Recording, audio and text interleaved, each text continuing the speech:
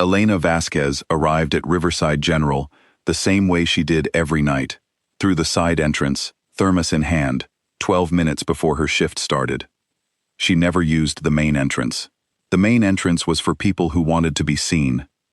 The night shift in the trauma bay had its own rhythm, quiet stretches followed by sudden storms.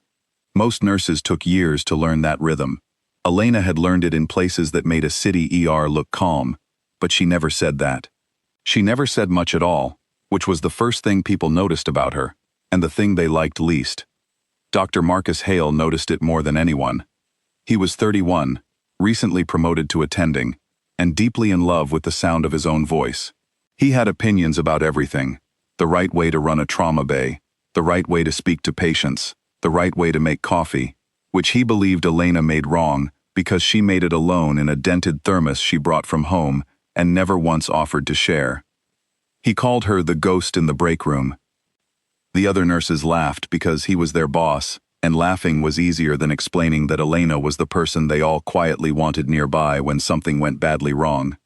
She had a way of appearing at the exact right moment. She had a way of knowing what was needed before anyone asked. She had hands that never shook. But she didn't laugh at their jokes. She didn't join their lunches. She wore a small, faded tattoo on her left forearm, a trident, blue-green with age. And when anyone asked about it, she said she got it when she was young and stupid, and the way she said it closed the subject permanently. So they left it alone, and because they left it alone, they filled the silence with their own stories about her. She was strange. She was cold. She had no personality. She thought she was better than everyone else. None of these things were true. But the truth about Elena Vasquez was not something she gave away for free. The night it all changed started like every other night. Elena was in Bay 2 finishing an IV line when Sandra, one of the younger nurses, came to find her. Sandra was 26, and good at her job, and trying hard not to look frightened. "Incoming," Sandra said. "Military transport. 4 critical.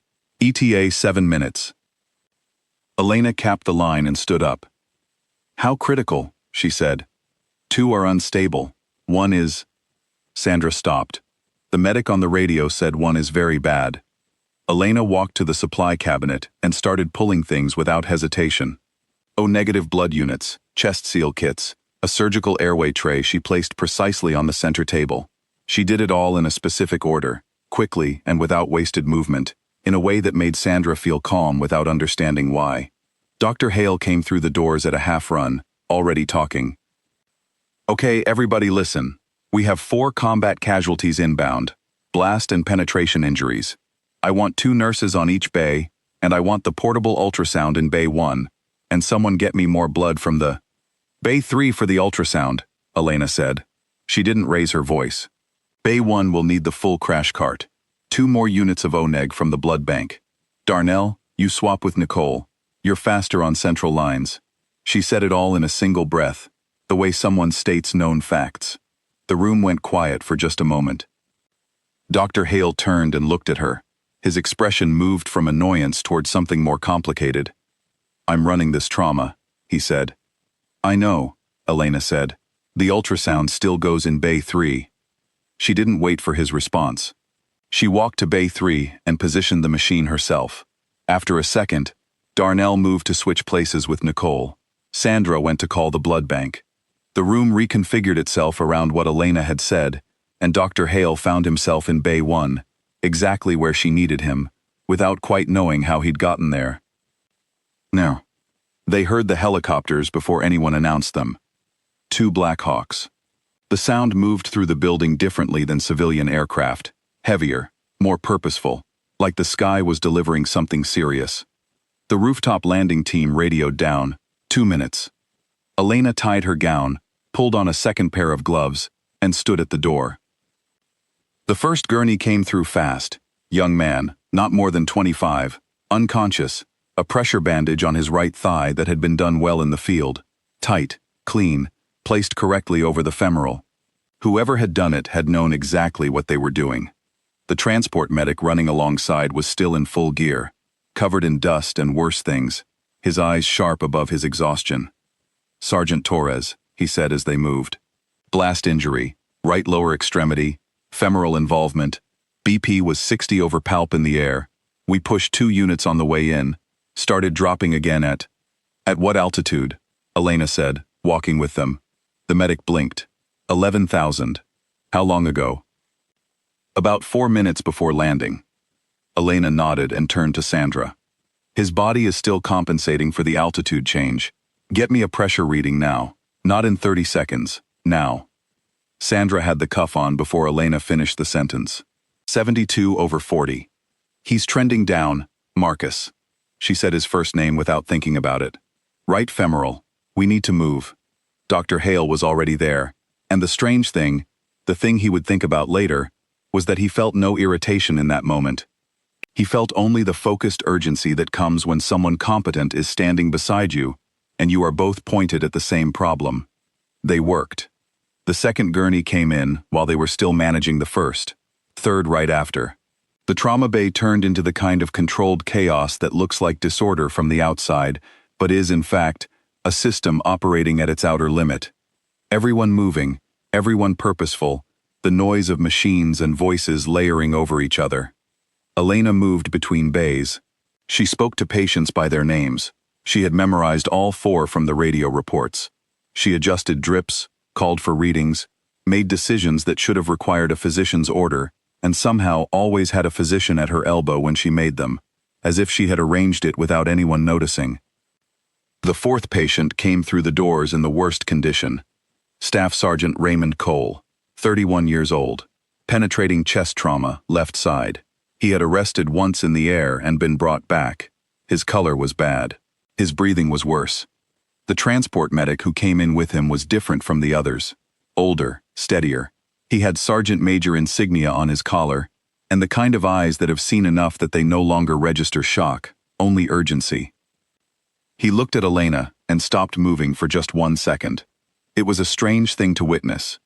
The way his whole posture changed, not in fear, in recognition. "Ma'am," he said, just the word, like it was the only one that fit. Elena didn't respond. She was already at Cole's side, her fingers finding his chest wall, pressing, reading the injury through touch the way a musician reads a song through their hands. She reached for the chest seal without looking, and Sandra placed it in her palm before she asked. "Left tension pneumo," Elena said. "He needs a needle now and a chest tube right behind it, Marcus." Dr. Hale was there. They worked together on Cole in a focused silence that felt, to everyone watching, less like a team that had been assigned to each other and more like people who had done this together before. They had not. But something in Elena's precision created that feeling. Cole stabilized slowly, not dramatically. Not the way it happens in films, where a machine beeps and everyone exhales and smiles. It happened quietly, in numbers, a pressure reading that came back, an oxygen saturation that climbed a point, then 2, then 5. Elena watched the monitor with the patience of someone who understood that the body announces its recoveries in small increments. At 4:48 in the morning, Cole opened his eyes. He looked at the ceiling for a moment, then he turned his head and looked at Elena. He said nothing, neither did she, but something passed between them that the rest of the room noticed without being able to name. 3 of the 4 men lived. The one they lost was Corporal James Whitfield, 22 years old, from a small town in Georgia. Elena documented his care with the same precision she gave to everything. She did not cry in the trauma bay. She went to the supply closet afterward and stood very still for 3 minutes, and nobody bothered her, and when she came back out she finished her shift. That was the whole of her grief, as far as anyone could see. But grief and silence are not the same thing, even when they look identical from the outside. 5 days later, Elena was in Bay 3 restocking trauma supplies, which was not technically her job, but she preferred to know where everything was herself, when the doors to the unit opened and she heard footsteps that had a different quality than hospital footsteps, more deliberate, more synchronized. She turned around. 5 men in navy dress uniforms stood in the doorway. Their posture was precise. Their expressions were serious, in the way of people who are doing something they believe matters deeply.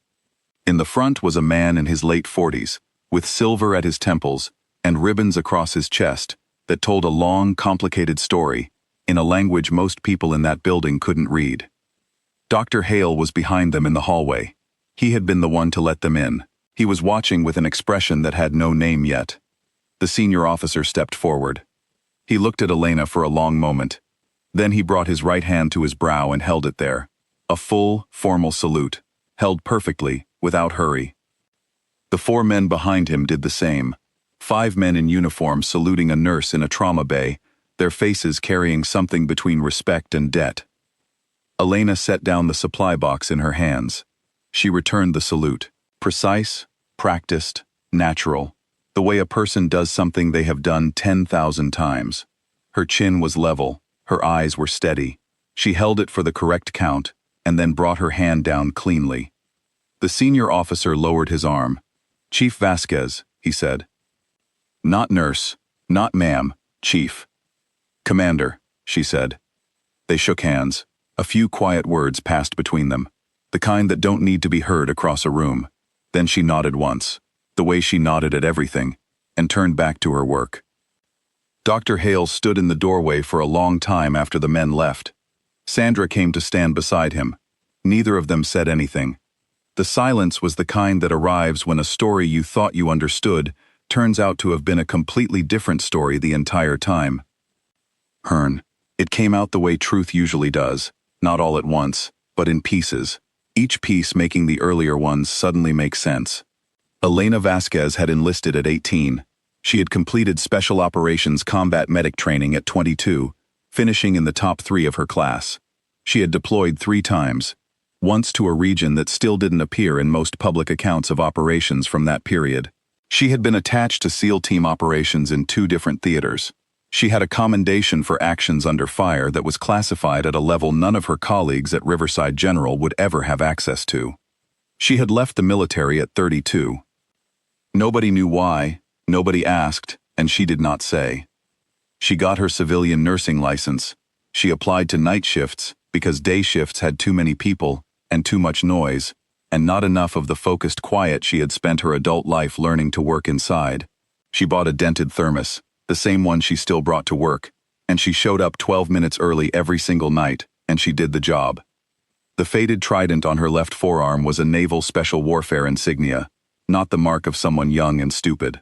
The mark of someone who had been asked to do one of the hardest things a person can be asked to do, and had done it, quietly, without asking anyone to notice. Nobody had asked the right question, so she had never told the right answer. Things at Riverside General changed after that night, though not in the dramatic way that makes for a clean ending. Dr. Hale stopped calling her the ghost. He stopped calling her anything for a while, which was his version of an apology, not giving something, but taking something back. Eventually, he started asking her opinion on trauma calls before he formed his own, and if she noticed, she never showed it, because she had never needed his opinion of her to do her job, and did not need his deference now. Sandra asked her once, quietly, in the break room, if she missed it. "Which part?" Elena said. Sandra didn't know how to answer that. There were too many parts. Elena looked at her coffee. "I miss some of it," she said, "but I'm good at this too." That was all she said. It was more than she usually gave, and Sandra understood, without being told, that it was meant as an answer and should be taken as one. Elena finished her coffee, rinsed her mug, placed it carefully in the drying rack, and went back to work. She arrived 12 minutes early the next night, and the night after, and the night after that.